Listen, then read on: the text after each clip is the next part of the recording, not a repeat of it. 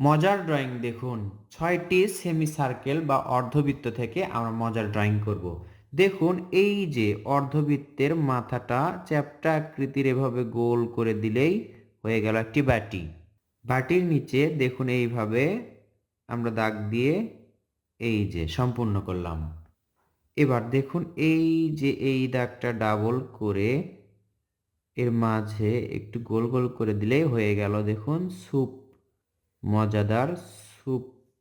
এবার এখানে যদি একটি চামচ ড্রয়িং করা যায় তাহলে আরো সুন্দর হবে। বাটির পর আমরা ড্রয়িং করব এই যে দেখুন সুন্দর একটি ৪ কাপ। একই রকম করেই আমরা ড্রয়িং করছি, খুব সহজ বা ইজিলি। এই যে দেখুন একটু ধোঁয়া উঠছে। এবার নিচে দেখুন আরো একটা দাগ দিলাম।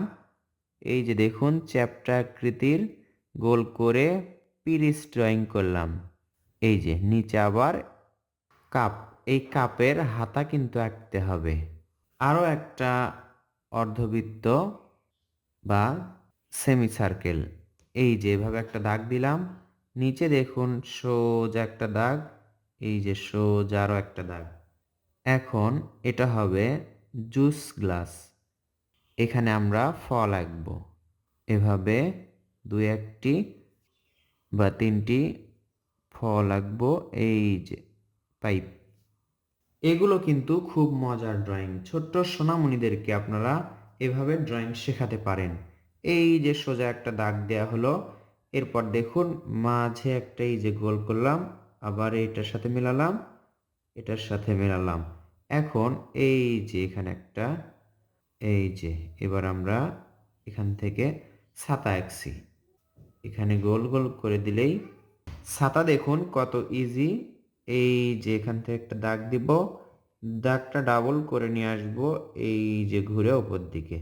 এবার এই যে এই বৃত্ত থেকে আমরা কি করব, এইভাবে একটা দাগ দিলাম।